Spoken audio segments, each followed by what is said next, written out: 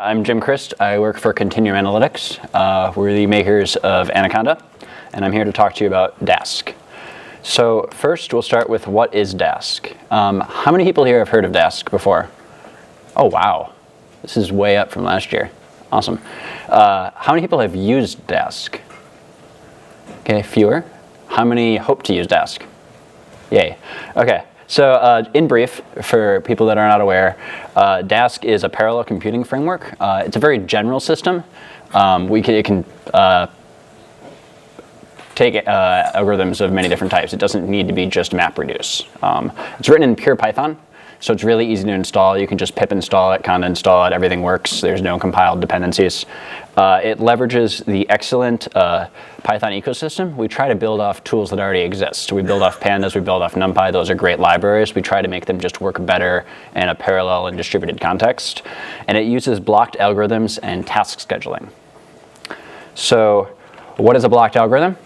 A blocked algorithm is a way to take some large task and split it into many small tasks that can then be done hopefully in parallel. So here's an example of a blocked mean. Say we have some trillion element array on disk and we want to take the mean. We don't want to load the entire trillion elements into memory at once. That's a lot. So instead, we'll split it into 1 million chunks, and then for every chunk, we will pull out the chunk, we'll sum it and store the sum away. We'll count how many elements are in it, and we'll store those away. And at the very end, we'll sum the sums, and we'll sum the counts, and then we'll divide the sums by the counts to get the mean.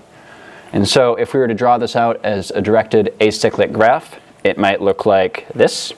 So we have a bunch of little mapped steps that are doing the sums and the counts, and then at the very end, we pull them all together and get the mean. And so looking at that loop, none of the steps step 1, step 2, step 3 depend on any previous or any subsequent step. So it can all be done in parallel. So most of the time you don't need to worry about any of this. Dask has lots of collections like Dask array, looks like NumPy array. Dask data frame looks like pandas. You don't really need to be writing these algorithms yourself. And you don't really need to be concerned about what the graphs look like. So here's an example of a new Dask library called Dask Search CV. It mirrors scikit-learn's grid search CV. It's just a drop-in replacement. You write code that looks like normal scikit-learn code, builds a graph behind the scenes that you never really need to see, and then the schedulers run it. And so all this kind of can happen automatically, and you don't need to care. This talk is about what happens when things don't work right, when you find bugs, when you find performance problems, things that you might expect to be faster but aren't. So in the talk about debugging, I'm going to do the thing that everyone says you shouldn't do, and I'm going to be live coding, and hopefully that all works. Can everyone see that? Is that a big enough font? Cool. So a little bit small? Cool. Better? A little more? Cool. Okay. So I'm going to be working through one long example with the same data set all the way through. So right here we have some flight data. This is taken all the flights in and out of New York. From 1990 through 1999. Let's start up a terminal.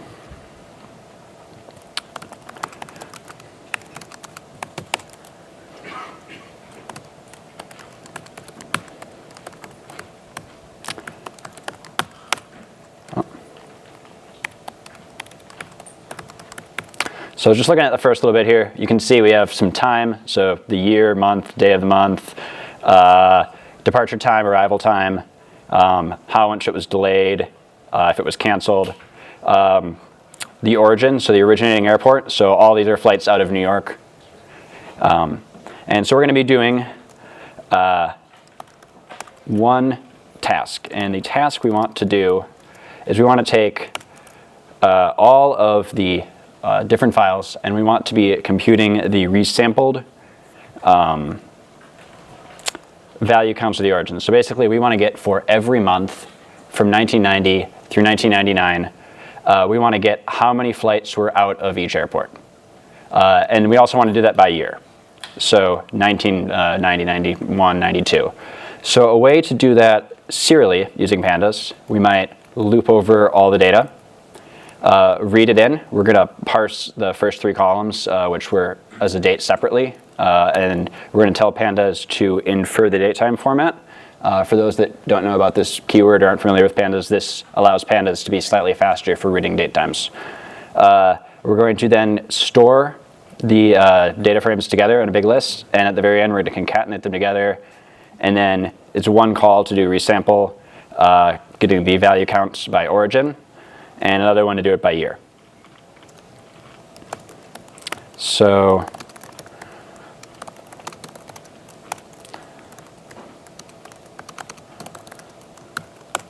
running that, it's going to take a little bit of time. This is all being done serially using pandas. Should take around, there we go. And taking a look at the results, we can see that we have, yes, 1 per month counts out, and for year, 1 per year. And we can even plot this.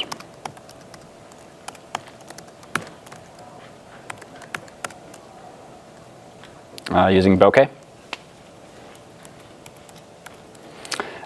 So you can see that there's way fewer flights out of JFK.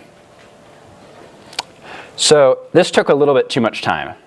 So we'd like to parallelize it. And since this is a Dask talk, we're going to try to parallelize it using Dask. So one of the tools we have to parallelize things in Dask is something called delayed. Delayed is a fairly simple function. It does 2 things. If you call delayed on a function, it makes it delayed. It'll run later. And if you call delayed on some data, it makes using that data lazy. So if you call methods on it or use operators on it, it'll be lazy. So simple first application of this might look like this. So we are calling delayed on read CSV, and then we're calling delayed on concatenate. So we're going to be reading from disk lazily, and we're going to be concatenating the resulting lazy data frames together lazily. The rest of these, method accesses, operators, are all lazy by default. Things that touch delayed objects become lazy too. So if I pull that in, and if we time that, it ran really fast. And that's because it hasn't done anything yet. Behind the scenes, Dask has just built up graphs, and we can take a look at them using the visualize method.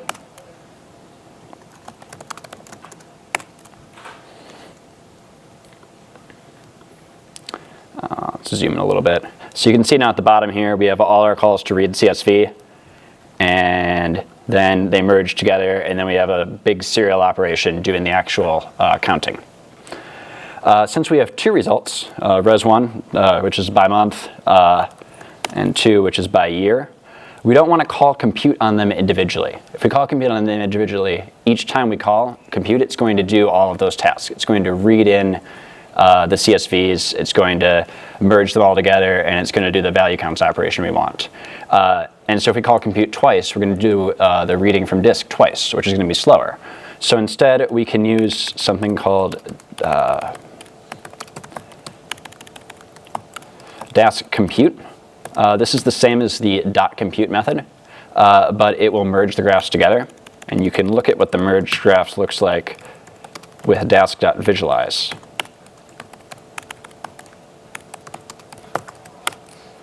And so here you can see they both share the same reading from disk and concatenate operation, but then they have 2 different chains for resampling by year and resampling by month.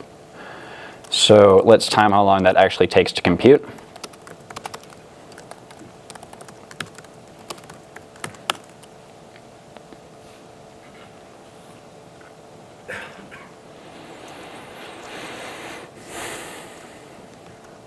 So that was about 9 seconds, which is faster than our initial one, which was about 13. But it still isn't great. Also, there's some issues here with this. Let me remake these.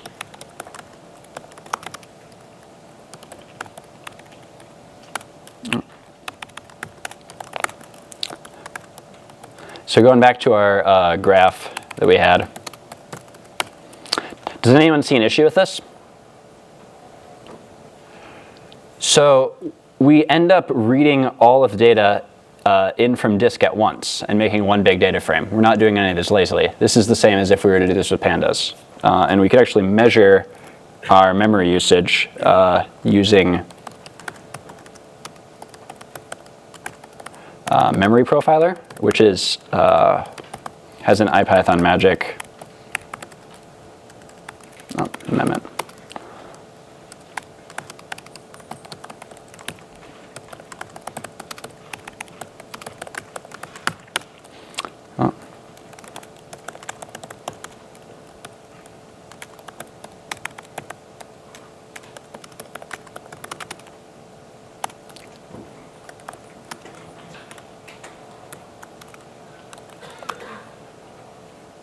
Oh.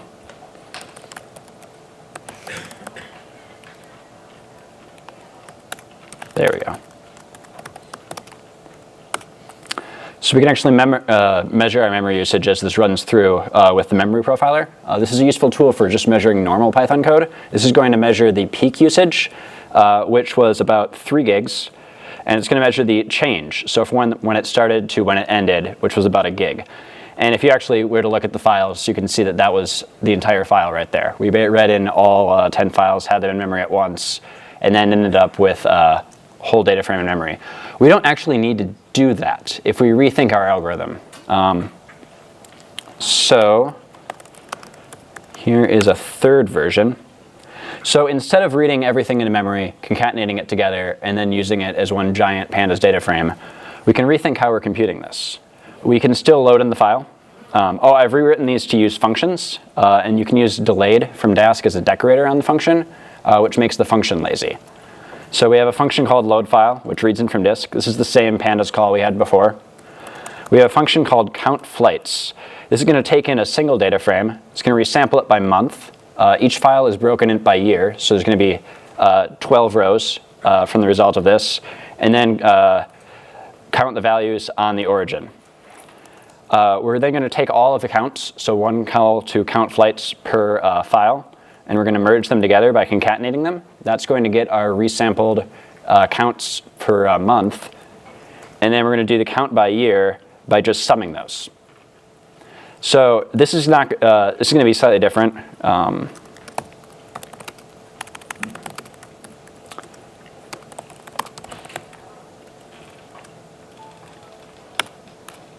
It's going to be different than the last one in that we're not going to have all of the data in memory at once.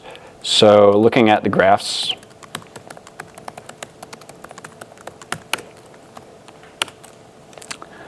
you can see now that we load the file, and then we immediately reduce it with count flights to something much smaller, and then we merge them together. And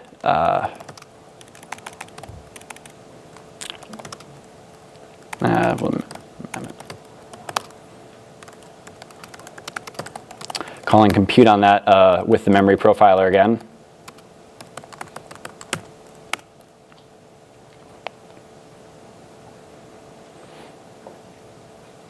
Should take just a couple seconds. We can see that our change was very small. So we ended up with only loading 1 or 2 of the files into memory at once. Dask was smart enough to walk through the graph and compute the reduced version of the file and then remove that from memory before it moves on. And so this shows how Dask, if you had, say, much larger files or many, many more files, you can work with larger data sets without having to have them all in memory, but still getting parallelism.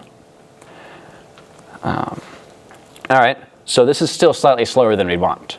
So another useful tool in the Python ecosystem is something called snakeviz. Have anyone used snakeviz before? Cool. I get to show you something awesome. So I did not make this. I have not worked on this, but this tool is amazing. So it's a profiler for Python code. Also has an IPython magic called snakeviz. And we're going to call it on our compute right here. One other thing we're going to do is we're going to specify which scheduler to use. So snakeviz works with regular Python code, but when profiling Dask code, you want to use the serial scheduler. So far, we've been using the threaded scheduler, which is running everything in parallel using threads. Profiling with the threaded scheduler with Snakeviz kind of gets weird. So I'm going to run this. This should take around 10 seconds if I remember correctly. And what this is doing is this is using the normal Python profiler, and then Snakeviz makes a really nice visualization that you can walk through and see. Yep. Let's increase the depth. Cool. So this fancy looking plot at the very center here is the top level. It's what you called your function with. And then as you walk out, you're walking into lower and lower levels in the stack. So the first couple of things here are all inside the Dask scheduler.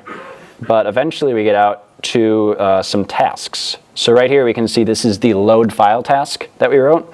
And we can see that most of our time, about 10 seconds worth of it, is reading from disk. So the actual computation is a lot smaller than just reading from disk. So this is something we can fix by switching how we're using pandas.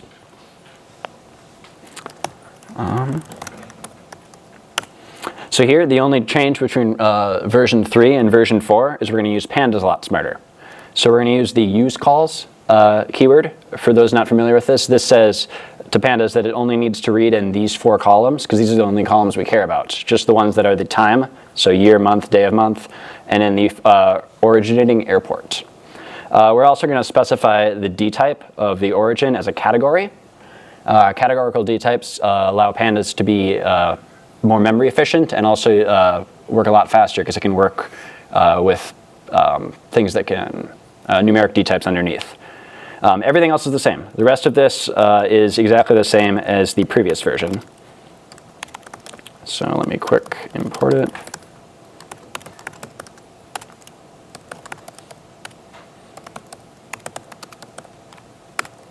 And then we'll call and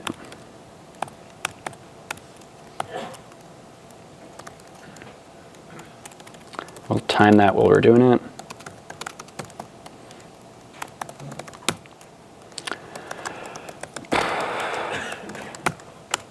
Oh no, there's an error.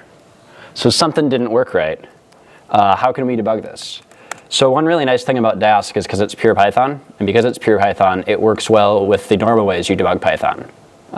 So we can actually use PDB. So I'm going to turn PDB on, and then I'm just going to call compute again. By show of hands, how many people have used PDB at least once before? Cool, about half the room. So PDB is the Python debugger. Right now we are in the stack of where it erred. Before this part, it was all running parallel on threads. At this point, the scheduler is completely stopped, and we're just looking at a single task. And so we see the type error, data type not understood. This is somewhere inside pandas. The dtype variable looks interesting. Let's see what that is. And let's see what the type of that is. What I meant to be a dictionary is actually a set. I mistyped colon as a comma. So we'll step out of that. Version 5 has that fixed. This used to be a comma, now it's a colon.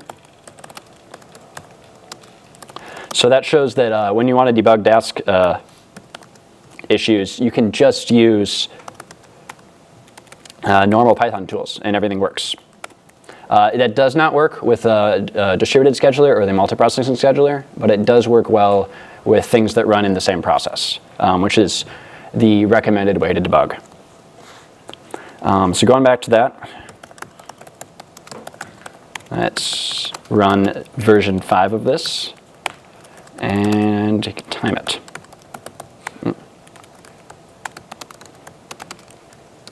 I just realized I haven't explained this. The %time method in IPython, if you're not familiar with it, is a way to time single lines or multiple lines, which is really good for profiling. And since this is just Python, that works well. So that took about 4 seconds, which is a big improvement, but it still isn't great. So far we've been profiling using normal Python tools, Snakeviz, Memory Profiler, just using the time magic in IPython. Now we're going to move on to some very Dask-specific things. So Dask has a diagnostics module, dask.diagnostics, which has a couple tools in it that are useful for measuring performance in Dask. So here I'm going to import profiler, resource profiler, and a visualize function. So profiler measures task profile. These can be used as context managers. Profiler measures the performance of a single task. You get a nice plot that shows tasks over time. Resource profiler measures CPU usage. I'm going to tell it to measure CPU and memory usage every 1/10 of a second.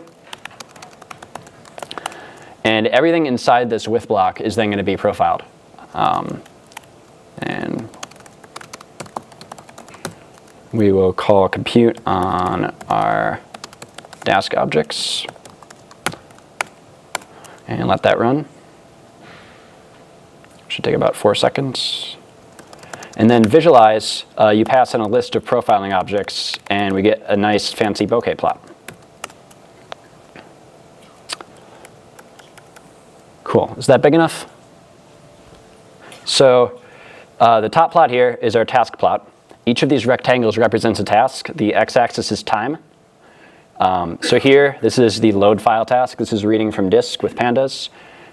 This right here is the counting flights. So you can still see that loading from disk, load file, is taking most of the time. The bottom one down here is CPU and memory usage. The blue line is memory, and the purple is CPU. So I have, in my computer, 4 actual cores, 8 virtual cores. I would expect around 4x speed up. I'd expect to be using about 400% CPU. Here we're getting parallelism, and then suddenly it drops down to just 100%. And this is in a thread pool. Does anyone know why I'm not actually getting parallelism here? Even though it looks like we have 8 tasks running at once? Exactly, yeah. The global interpreter lock. So Python has a global interpreter lock, which means that normal Python code can only be running in one thread at a time. Certain libraries like NumPy and Pandas can release the GIL during numeric operations, but not all of them. And so here we can see that the call to read CSV doesn't parallelize. It holds on to the interpreter lock, which means that even though we have 8 tasks that are seemingly running at once, it's really only doing one thing at a time, except for this first little bit, which is actually just loading the bytes. And then later on, we see a nice spike in performance. And you can actually see count flights running here. Value counts is a parallelizable operation. In Pandas, it removes the GIL. So what can we do? Well, one thing we could do is we can swap out the scheduler. So Dask decouples specifying algorithms as graphs and where you run them with a scheduler. So far we've been using the threaded scheduler. And then when we were using SnakeViz earlier, we used the serial scheduler, the one that runs just in the main thread. There's another scheduler, the multiprocessing scheduler, under dask.multiprocessing. And so running with profiling again, you can specify what scheduler to use using the get keyword passed to compute. So here I'll specify to use the multiprocessing scheduler, and we'll run our profiling again.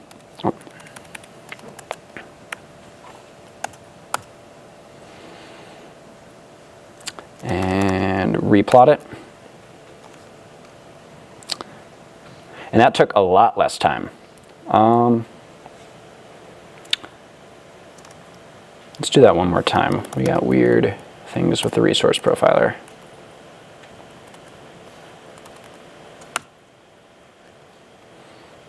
There we go. So that took about just under 2 seconds. And you can see here we have all the load file tasks running, and we're getting about 800% CPU. I'm using all of my cores. I'm actually getting parallelism here, where I wasn't before. And that was just by swapping out the scheduler. One interesting thing here, you can see before we had a task for loading and we had a task for counting, the multiprocessing scheduler has rewritten the graph to merge those two together. They were linear chains of tasks, and so they've been merged together into one task. If you can read that, I don't know if you can, the task on that tooltip there says count flights wrapped around load file. So those are both being called in the same operation. That's really nice for multiprocessing because then they can all be serialized once back from the process, from the worker to the main process. Let's see. Cool. We can also run this distributed. Dask has a distributed scheduler. In general, we recommend using the distributed scheduler over the multiprocessing scheduler for reasons I'll get into. So the distributed scheduler can be started by importing from Dask distributed, import a client. To start a local scheduler, you can just create an instance of client. This is going to spin up a couple processes locally. By default, it'll have 1 process per core, so I should have 8 workers. And you can see in the repr there, I have 8 processes on 8 cores. When you create a client, it automatically takes over as the default global scheduler. So just calling compute again should use distributed. One nice thing about the distributed scheduler is it has its own built-in diagnostics. So the Dask diagnostics module doesn't work with the distributed scheduler. It works with the threaded, multiprocessing, and serial scheduler, but not distributed. So here is the dashboard for the distributed scheduler. Calling compute again should kick that off. And we can see the same kind of task plots we were looking at before, but these update in real time as the scheduler is running. So here's the call to load file, counting from flights. Let's kick that up to run a bit more. I'm going to use Dask array to build a larger computation.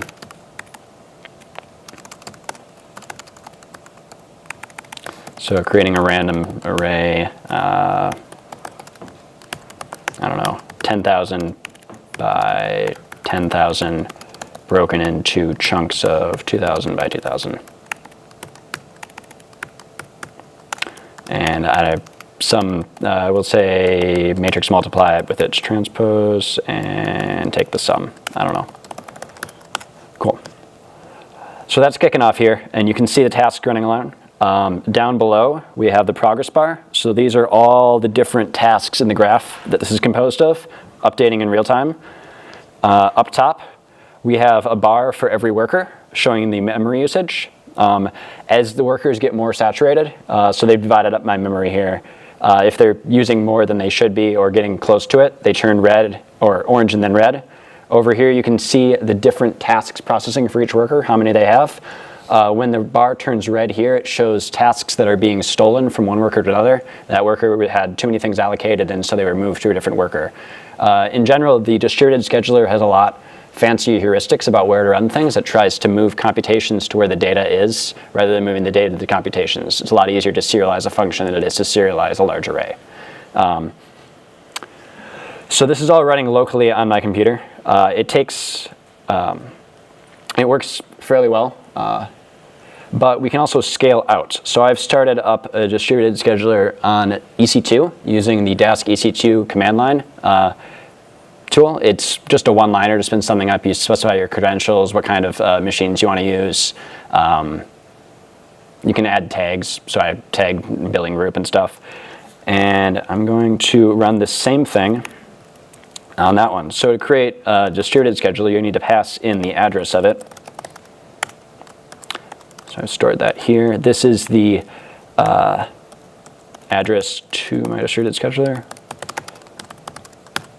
And so we can see that this one has 7 workers, each with 28 cores total. So there's 8 threads on each one. Four threads.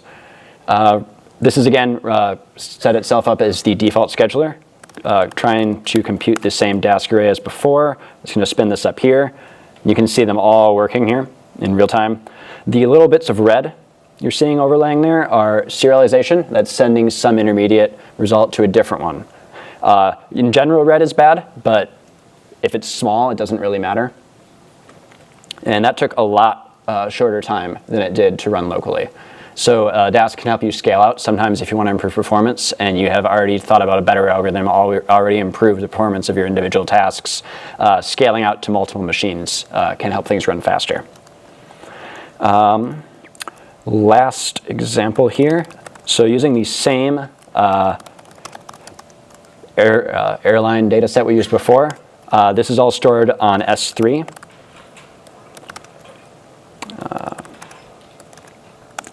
Stored on S3. I'm going to have a data frame, or I'll just actually write this here.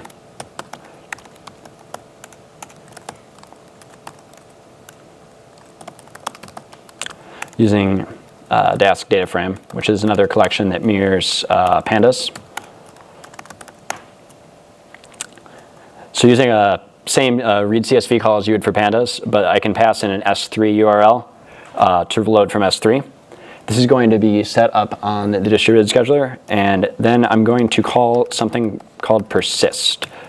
And what persist does is persist is like compute, but instead of computing, it says compute and then leave everything on the workers. So this is going to persist it in memory. We're going to load all the data from S3 and then keep it in memory, which is going to be a lot more performant than reading it from S3 every time we want to compute. Before, when we were working locally, we were reading from disk every call.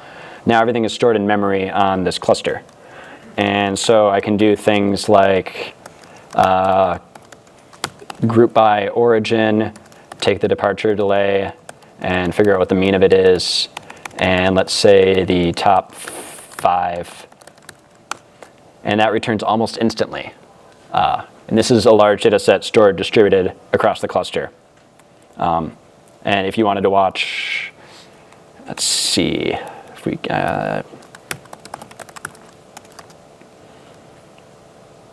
can see that update here. And so all the little taskbars for the different operations.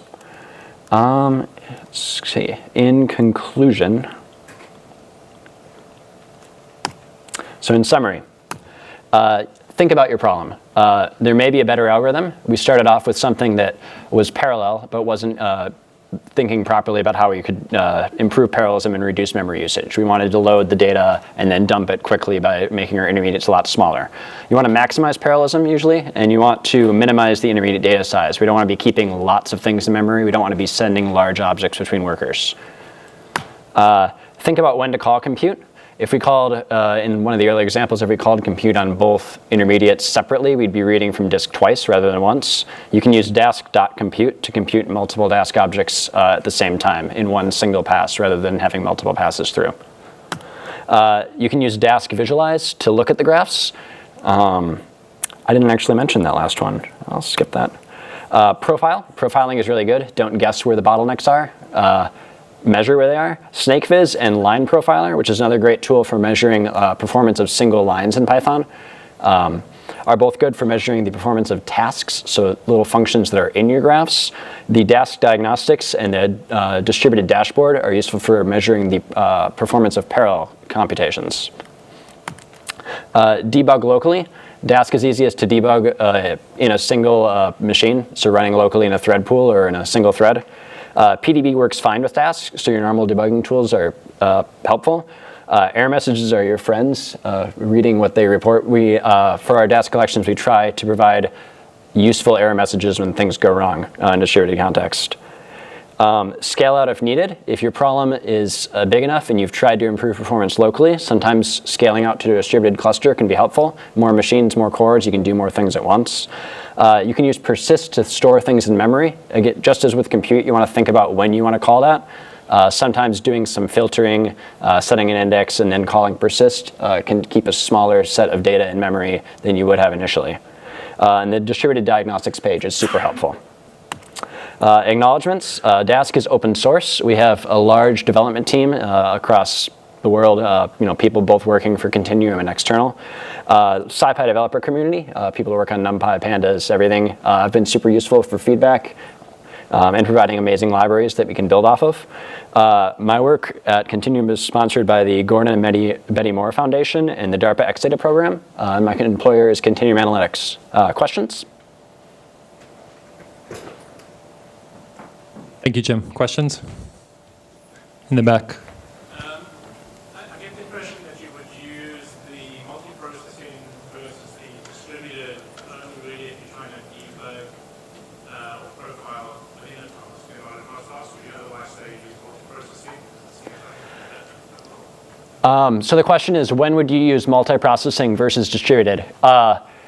So the reason you'd use distributed over multiprocessing is the multiprocessing scheduler has some flaws in it that are not fixable with the way it's written.